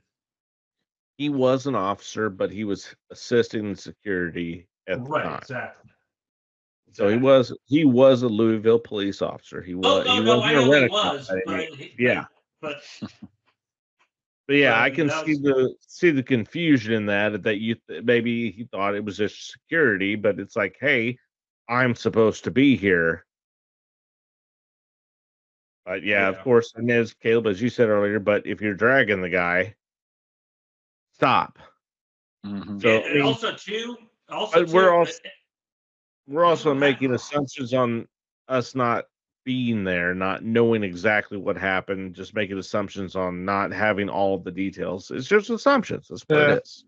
Mm-hmm. And we have no body cam footage either. And exactly. More eyewitness reports are coming out. I think Bob was choosing of ESPN, who was in, I think, the car behind. Didn't necessarily see him get dragged. He saw the cop stumble trying to. He probably stumbled to try to grab the door or something, and then either drag or stumble. Apparently, he damaged his $80 pants that apparently was in they were beyond repair. Beyond repair. It's $80. Okay, what officer is wearing $80 pants? I'm sorry. No, what government is expensive, but. Yeah. No, what police department spend $80 on pants? Are you absurd? Absolutely not. They're not spending more than $20 on pants. Come on. I don't know. Sometimes they'll do stupid shit. That's city government. Do stupid shit. That's city government. It's $80 pants. It's one that he bought on his own because he didn't like the ones that were issued to him standard issue. No, they're not spending $80 pants. It's not happening unless there's somebody who's getting a cut on the other end. The most they're going to pay for pants is $40, if that. I like how we claim to know what they pay. No, if it's more than that, somebody else is getting a little kickback. That's what it is. That's what I'm saying. Like they probably sell state trooper uniforms for like $120 total, and just say, "Here's your uniform. You owe us $120." We'll look that up during the break. look that up during the break. Police uniform pay. Jeff, get on it. Jeff, get on it. Look it up during the break. $50. Which right now we're getting ready to go ahead and well, we're ready to go for the next part. Yep, we'll take a break right here, and we'll be back here in just a moment and jump into the Sports Gumbo.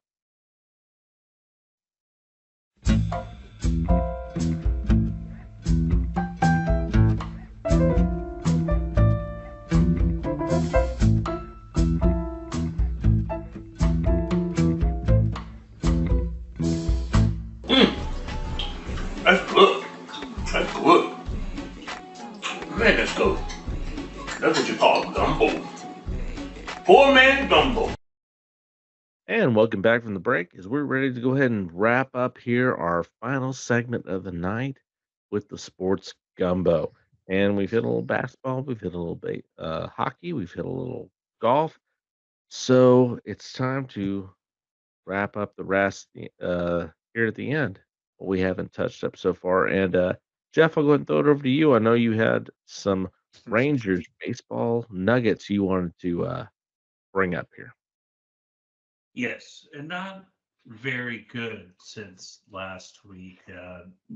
The Rangers lost 2 out of 3 to Cleveland. They lost 2 out of 3 to the Angels, and they lost both of those after getting swept by the Rockies. Yes, and that, like, say what you want about, everyone was concerned about the pitching staff, and yes, you should still be very much concerned about the pitching staff because it's. But Josh Young's coming back. He's been cleared for fielding activities. Yeah, but the lineup has done jack shit so far. I know. And how do you? The guys who've been left in the pitching staff have been the only bright spot. Yes. Mm-hmm. John Gray has looked amazing. Lately, yes. Yes, he has been. The batting has looked terrible. And yes, Josh Young coming back. Yes, but Josh Young coming back shouldn't all of a sudden fix what's going on. Yes, you can help fix a lineup by having another guy in the system, but maybe putting people's guys in more familiar positions. But Simeon and Seager have been 1 and 2 for all of last year, and they were not this bad. The last time they scored 13 runs, they did it on 15 singles. Yeah. There was no home runs in that game. Now, there was an exciting game this past weekend where they beat the Angels. It was 3-2 in overtime. Yeah, because of the rain delay with the Braves. So thank goodness for rain this weekend. I got completely annoy my wife well on that day because we watched the Maverick game, and then as we were switching over to another show that she actually would like, I saw that the Rangers were like, well, it's extra innings. It should be over. Right. Yeah. And flipped over to see Daniel Lowe get hit. To get the, bases loaded walk to win the game. But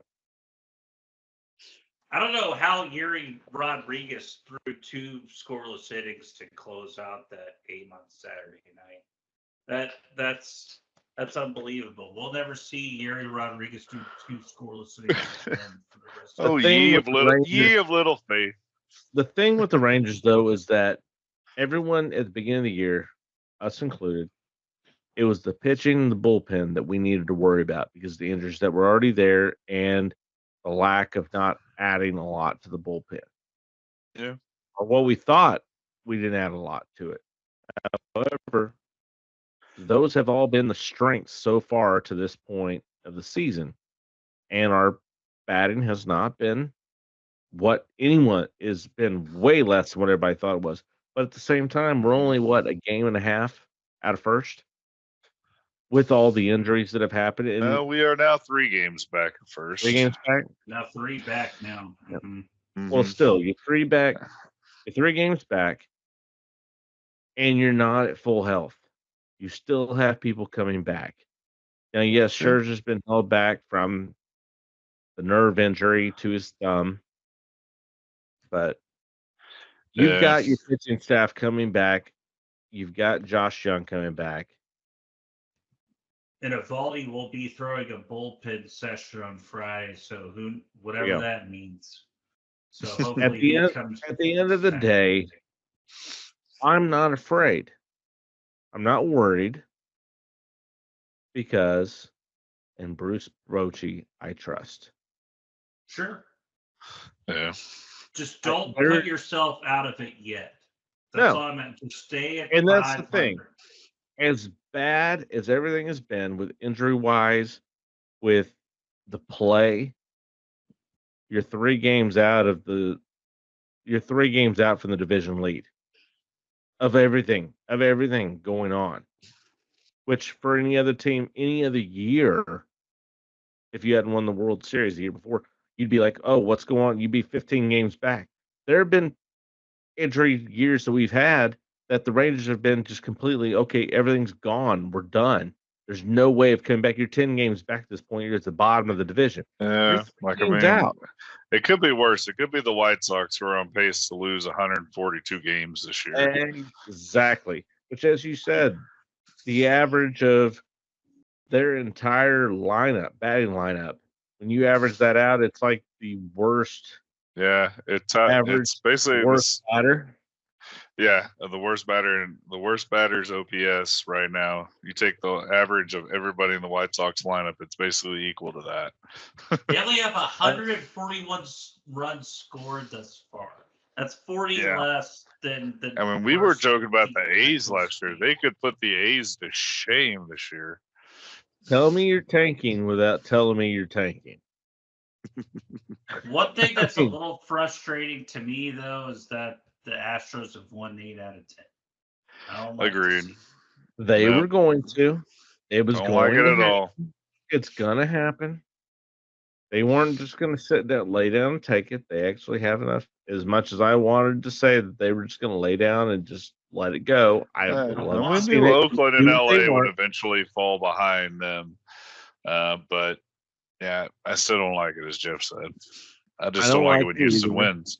I just don't like it. I don't either, but at the same time, as much as I would just love to just whip them every single game and just completely dominate the series, having that competition with them and having them have a decent enough team that it actually you have to worry about them makes that series against them and the Silver Boot series actually means something.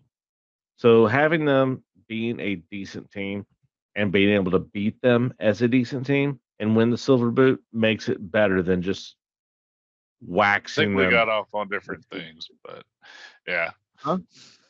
I think we got off a little bit on different things. Huh? I So mean, I think we got were off talking on about standings, and you started talking about the series between Houston and Texas, and I'm like, okay, No, It's the I was same talking. shit. No, it's the same thing. I'm talking about like if Houston, yeah, they've actually won some games, so they're doing better. I was hoping that they would suck as well too. I don't like it when they win, but being in the series between Texas and Houston, you want to actually because you're going to win the silver. Not every team has their own little section, Yeah. little trophy, and a little rivalry but thing we between do. teams, yeah. and Yeah. I want to win the silver boot every single year. Well, of And course we I'm do. completely happy if we just completely wax them and they suck. I'm completely happy with that because that's great. But it does make it exciting when there's some parity. They're actually good enough to actually pressure you. And you're not just winning it because you wax them by 5 runs every single game and you win the silver boot in a sweep with that. Like, okay, if it comes down to like the last game between Houston and Texas that you win the silver boot, great. Mhm. I want Texas to win it, but that makes it a little bit more exciting, makes it a little more interesting to me. I don't I want to disagree beat, with I you want to on beat, that. I want to beat teams on their best. That's all I'm saying is I want to beat teams at their best. I just don't want to beat them because they suck. Now I will be I'll happy beat to them because they suck. especially if Houston I or don't in the care with Mavericks case, Astros, San yeah. Antonio. If they suck, I'm happy to beat them no matter what. But when they're good, it makes me feel better beating them. I still feel good beating them no matter what. Don't get me wrong, but I feel better beating them when they're good. Yeah. Fair enough. I'm worried about Houston now. I'm not. Their Don't starting worry about pitching, Houston. and their starting pitching is still suspect, but their bullpen is great. Of course, they're And- suspect because they're cheating. And Kyle They're Tucker, cheating. though, The Astros have actually won the Silver Boots each of the last 7 series. So we have not won it since 2016. Exactly. I'm That's why I want pleased the that boot. Alex Bregman sucks One this toss year, boot. but Kyle Mhm. Tucker, good God, he is having a hell of a year thus far. Yeah, and he's 17 probably home cheating runs, as well, just like Blanco was. 293. Oh yeah, Probably cheating. Pull Probably out the cheating. trash can for their trophy. Because they keep trying to get away from it. Oh, we're not cheating. You keep cheating. You keep getting caught for cheating. Blanco just got caught for cheating. Maybe that's the reason why he got that perfect game. And then why he beat the Rangers. I don't know. But he got caught for it. Mhm. They're always going to be considered cheaters. It's just every time you think they have it, there's another reason why they're cheating again. Every single time. They're cheaters. Mhm. Anyway, Also- enough talking about these fucking cheaters unless you want to talk about them some more. The only other team I want to Fairly talk about in the AL West, no, not the Astros, but No. this just the Mariners. Seattle? And yeah, they're to me the best team, and I kind of anticipated this, and I think a lot of baseball insiders anticipated this as well. Just how good their starting rotation is. I mean, Yes, and they it's have the so best young. pitching in the American League West. They do. The thing is, they've had that for the last 2 years. Right. Not wrong. And you could arguably throw the Astros up there, but the Mariners have probably been better. Yeah. And that's the thing is that until they have the batting to go along with it, yes, they can lead now. We're not into the All-Star break. That what you Yeah. do now is just keeping pace. They need to prove that they can continue on after the All-Star break and actually make that push into the postseason because they have not been able to continue it and keep that push and become a threat later on in the season. And I feel bad for Julio Rodriguez because he's perhaps a It's generational being player. wasted away there, just like Ken Griffey Jr. did. Yeah. Or Mike Trout has been. You're And not also- lying. And also, too, if anyone was wondering how Mitch Garver is doing, 5 home runs, 179 batting average. So, Not bad. well, Phillies in New York are most likely I didn't your have to World hit Series a, championships, though. Hit a sound effect button for that fart noise. Yeah. Although Gunter Henderson from the Orioles, too, had a home run sweep over the weekend. Friday, Saturday, Sunday, a home run every game. Good for him. I wonder if that team will get over the hump at all.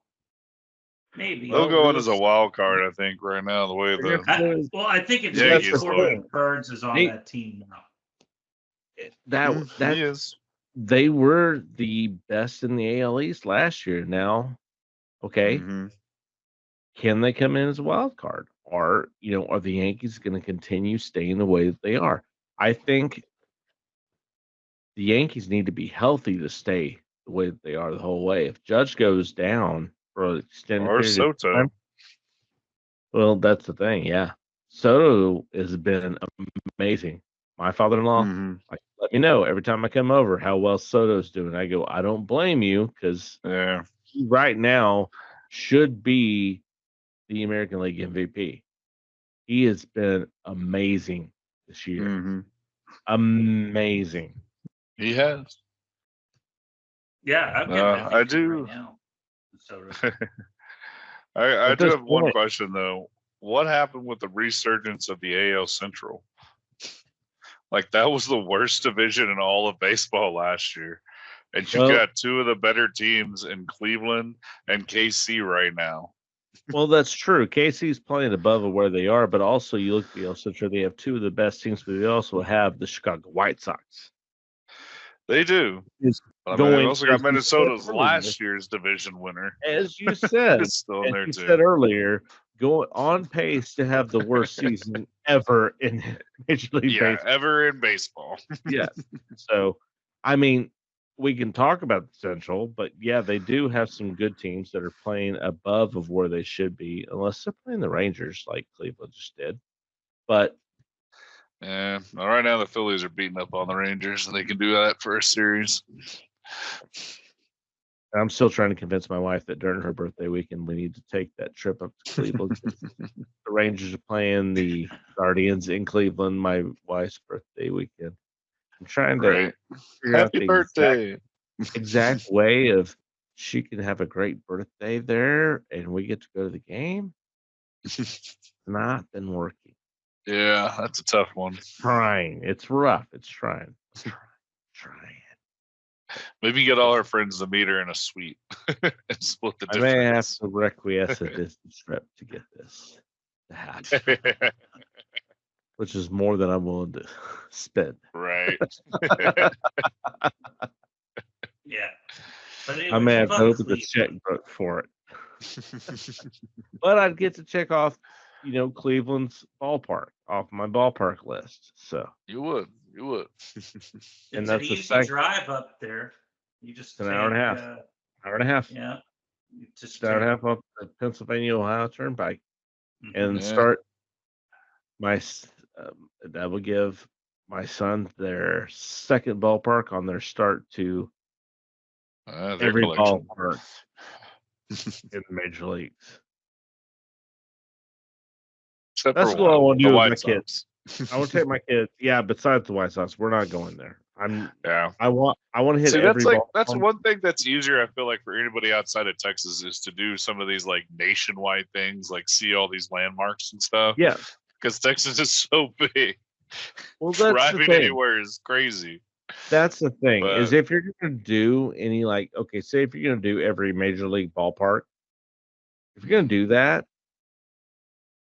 take 2 weeks. And if you do 2 weeks, you could do the entire East Coast. Every team on the East Coast. Because I mean, in a week, you could literally, you could stop and hit Cincinnati, fly into Cincinnati, rent a car, watch a game, drive to Cleveland, watch a game the next day, drive to Pittsburgh, watch a game. Drive to Philadelphia, you could hit that. Then you get the Mets, Yankees, Red Sox. You could hit everybody in that in a weekend if you wanted to. You get all those teams easily. And then, I mean, it's hitting the West Coast teams that are going to be hard because you have Arizona, Colorado, Seattle. Once you get to California, you can hit them all in a weekend. If you really, really wanted to, you could hit every. You just got to put California the drive team. in. You'd have to put the drive in, but you could hit the California teams in a weekend. You'd have to fly for Seattle and Colorado and Washington and Arizona. But other than that, the East Coast teams, you could hit really, Hey, really what if easy. I want to take that scenic Route 1 and just go north on the coast, man? Don't take that from me. I'm not taking it away from you. Just saying. That's how you can Yeah, do it'd it. be easier to fly. I agree with you. If you literally took 2 weeks, like you took a 2-week vacation, you could hit pretty much every East Coast team. Right. There's no reason you couldn't.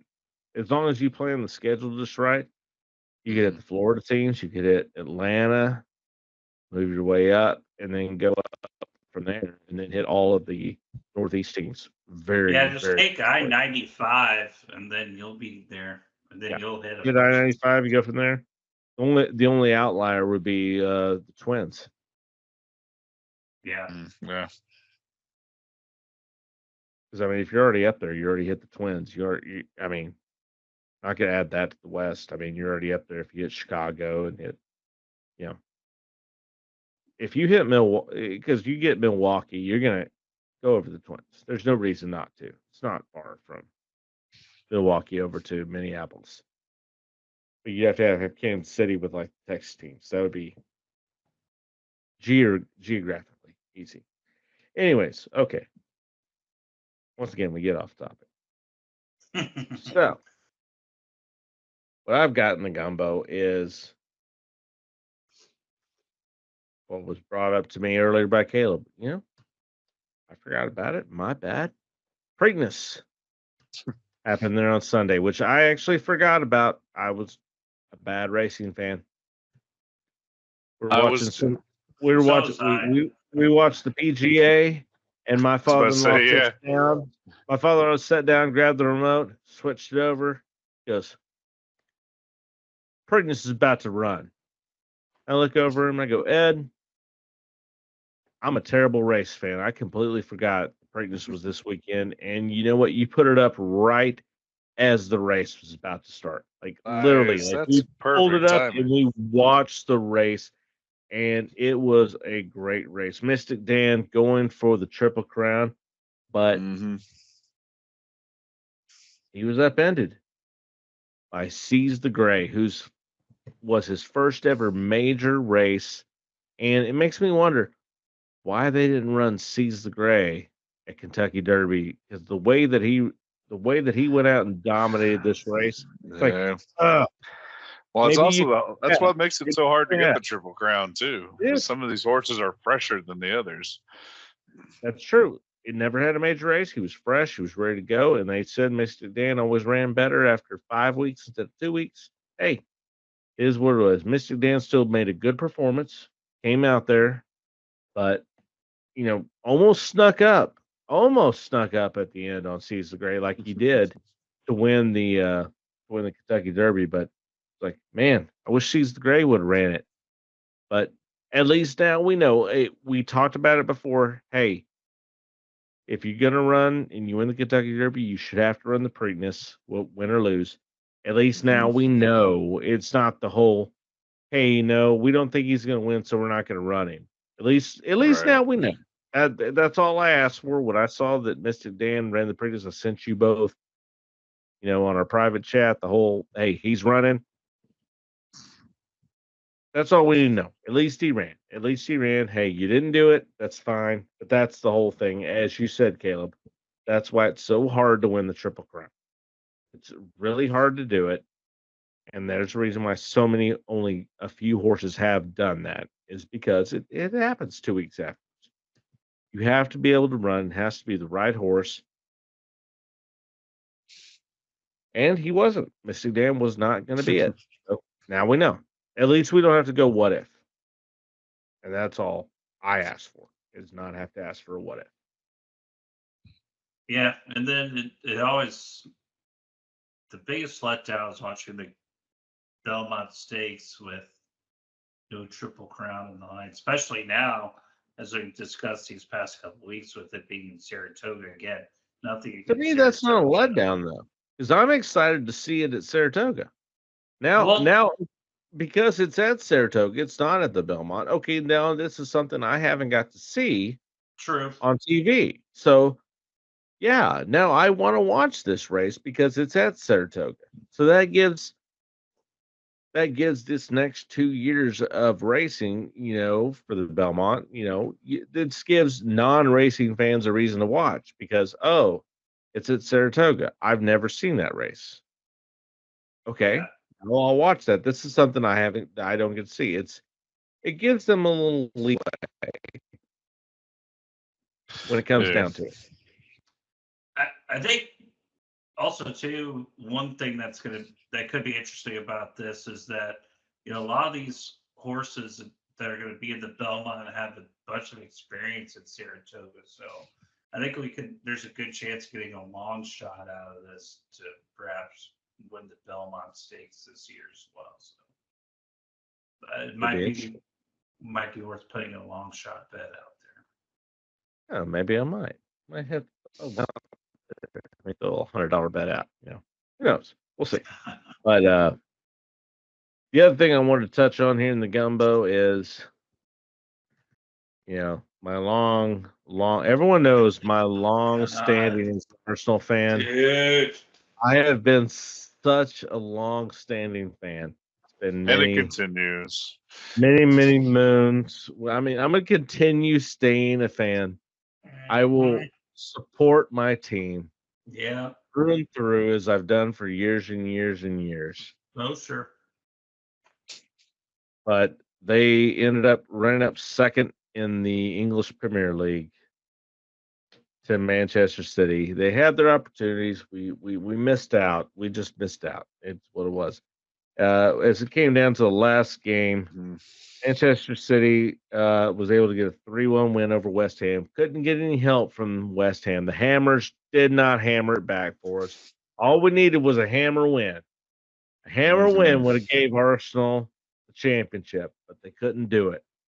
And Arsenal was able to get the 2-1 win over Everton, but will end up already finished second in the English Premier League. And you know what? It's been a Good year. long-standing, It's a rough good year. road. It's been a good year. I'm not upset about the year. I'm happy about the year. It's been good soccer, good year, and pretty much the entire team's coming back. So you're feeling good about the team coming back, making a push next year, next season, and finally able to, unseat Manchester City. That's able 4 to in a get row now. For 4 eight. in a row. And you got to start wondering, okay, where's the parity in the league? Oh, well, I mean, this has been They a won huge 4 in a row. problem. It's unprecedented. It is unprecedented, but at the same time, yeah, man, you give Manchester City the credit. They were able to battle back. They were in Well, this is third. also not a historically good top level team either. Yeah. So I mean, I hear every side of it, being the long-standing soccer fan that I've been for many, many years, supporting my team, going for it, Mhm.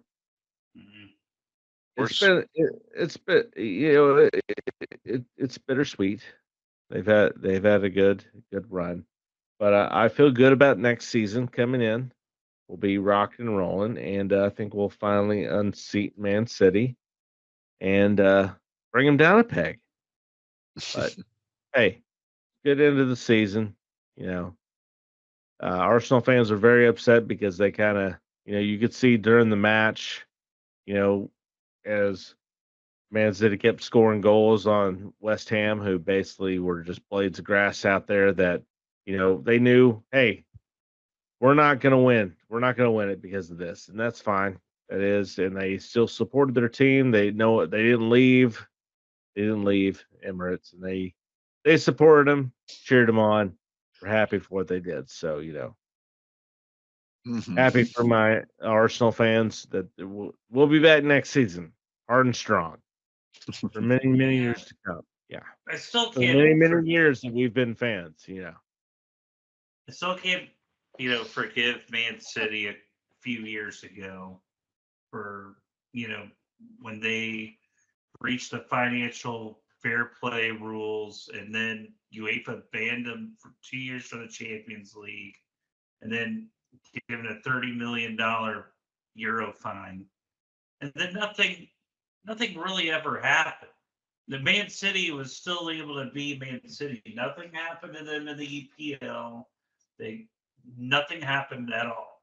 They just go on and continue to win their freaking titles, and probably it's going to be the same thing next year. But Oh, it won't be. It won't be. They'll get knocked down a peg. And they actually will be playing Manchester United in the Champions League this coming Saturday. yes, that is going to be super. It'll be a good watch. And let's see the final. Let's see what is. Yeah. Yes, that's going to be very exciting. And another. Let's see. I believe Tottenham got the final spot to finish fifth to get into Europa, I believe. Because that was really the main thing that was on. Yeah, Tottenham got the Europa spot, so they'll be going into their postseason. Aston Villa, that was good. It's good to see Aston Villa be back in the mix again. Aston Villa had a good season. They had a Yeah. very good season. They really, truly did. It was good for them. And Liverpool sucked at the end. I'm kind of done with those Louisville or not Louisville, Liverpool fans because so You're still on the Sky Shuffle. Yeah. I'm done with Louisville. I'm done with Liverpool. Done with all too. the L cities. No, they're so Well, arrogant. Those fans Not, are so not only arrogant. is not only you done with Liverpool, but also so is their manager. Yes. Yeah. He's gone. Mm-hmm. And speaking of another manager that was gone, is Chelsea's manager is gone also too after 1 year as well. So 1 year. Wow. And if you are the manager of Chelsea and you finish 6th in the EPL, you're going to get fired. That's just the reality of the situation. It is, but after 1 year, In the EPL, that's how it works. You can't. that's surprising. It's like can't- being a Laker. It's like being a Lakers coach right now, Porter. If you You- don't you like can't- get you to the can't Western let- Conference well, Championship, you're no. fired, no matter No, how you good can't you let Aston Villa But- beat you. but You as just a can't do that. as a Lakers coach, it's who LeBron likes. So they're only 2 years period until they let go. Until they Well, that's why JJ Redick is supposedly the next coach. allegedly. 'Cause he's Yeah, on a but- podcast with LeBron. Yeah, but LeBron also aren't on the biggest. That's a story for a separate. Yeah, that'll sense. be a separate one. But at the same time, okay, so is Chelsea basically the Cleveland Browns of the EPL? Because we're just going to fire our coaches and just hope for the best afterwards, and just that's absurd. They gotta You don't give a remind guy Like it. 1 year. You don't give him 1 year and then just fire him. You got to give a couple years for either their system to get into. No matter what I happens, agree with with you. you, you've got to They give a remind me of couple the years. patient New York teams, really. They remind Huh? me of like the Giants or the Jets. They just fire dudes Yeah. left and right. That's what it sounds like. I mean, it's just that's if Chelsea. So Chelsea, he's fired. He's gone after 1 year. Yes. Then I hope all the worst for Chelsea. I hope they completely suck from that point on, because honestly, they don't know how to run a franchise when you're gonna hire someone to come in. You know what? They don't deserve it, but they should have Ted Lasso. They need to bring Ted Lasso in, because you know what? He He'll would fix it. actually, He'll fix it. he would fix that. He may not fix the gameplay, but you know what? He would fix the mentality. That's what he'd Hearts do. and minds, baby. Believe. Absolutely, hearts, minds, believe. That's right. But All right. Yeah, Well, that- that's about all I've got to talk about here this evening. Mm-hmm. You guys got anything else we missed? Maybe we need to throw in. I think that's good. Caleb didn't have anything. No, he did not have anything. I to just jump up stirred. for. I did not throw in an ingredient in this He week. he just threw in his 2 cents. Okay. My 2 Really cents is about- free, Jeff. His 2 cents was about a penny and a half. Mhm. It's like a pence. Yes, exactly. 100 pence. You could have brought up the CFL preseason. No one cares about the CFL preseason. Yeah, I was Shut gonna up. say why. You know how much they care about it? They care more about Caitlin Clark. That's what it is. That's how much they care about it. Oh God! No one Good thing cares we about didn't Caitlin bring her up. We're not going to. No. So with that, we're going to wrap it all up. We're going to have a good evening. Thank you, everyone. If you were hoping for Caitlin Clark talk, you came to the wrong podcast. We're not going to talk about her. So now you know. We've just alienated 3 people. Sure. Anyways, we'd like to thank everyone for joining us here this evening. Thank you again. Please follow us on all of our social media outfits. I just said social media fits. Social media outlets. Close enough. Outlets, sure. If there's anything you want us to bring up, please comment and let us know. Reach out to us. We'd love to talk to you more. So reach out, let us know what you'd like us to talk about. We can bring that up into any of our episodes. We're happy to do that. We want to hear what you want us to talk about, and we'll talk about that. Otherwise, we're going to talk about what we want to. So we'll go from there. But we'd like to thank everyone for joining us here this evening. For Caleb Culver, for Jeff Amos, this is Chris Porter, and we'd like to thank everyone. And we will see you all on the next round. Cheers. Cheers.